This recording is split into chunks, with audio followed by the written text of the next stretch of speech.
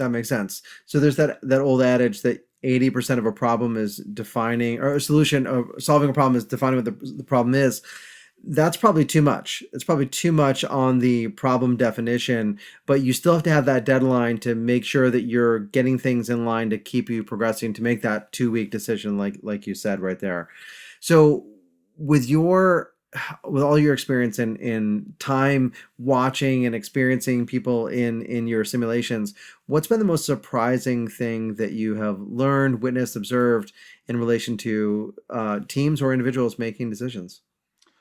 The most surprising thing is every organization thinks in some way that they are this unique unicorn, which many organizations are, and that's what makes them special, the value that they offer to their customers and the value that they offer to their clients, their employees, and their other stakeholders.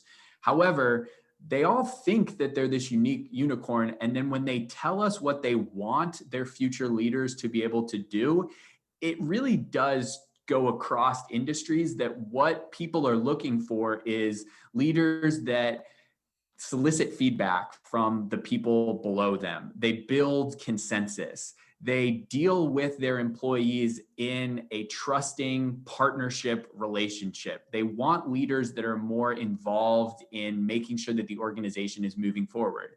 They also want leaders who are focused on the financial and strategic implications of the short-term decisions that they're making. They want people to take a long-term lens with the short-term decisions. And then the third thing is, I think they really want people to work cross-functionally. That's probably, if I had to distill the thing that we hear from organizations above all else, is we need to break down the silos between departments. Our legal team doesn't do a good job of talking to HR about something that's coming down the pipeline, or our finance team hasn't done a good job of sharing with product or sales what's going on and how we can cohesively work together.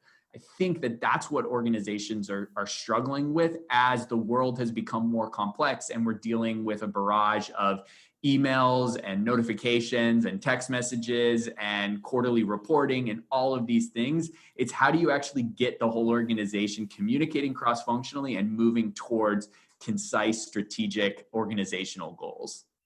Fantastic. Matt, thank you so much for spending the time with us and sharing all your insights and wisdom around decision making. And as we transition into this new economy that we live in, what's the best way for people to find out more about you and Abilitie and to stay in touch and have a conversation? Yeah, thanks, John. I really appreciate it. I'm on all of the social medias at Matthew Confer. LinkedIn, Twitter, and Instagram are probably the three that I spend the most time on. Our organization is called Abilitie, and you can find us if you just type in Abilitie Leadership Simulations, you'll drive us right there. And you mentioned it at the onset. We launched a podcast earlier this year called Learn to Lead, and it's been a wonderful way for us to talk to some of the people in our network about how they developed as a leader and what does it mean to develop the leaders of tomorrow. Awesome. Congratulations on your podcast and all your continued success. Well, thank you very much.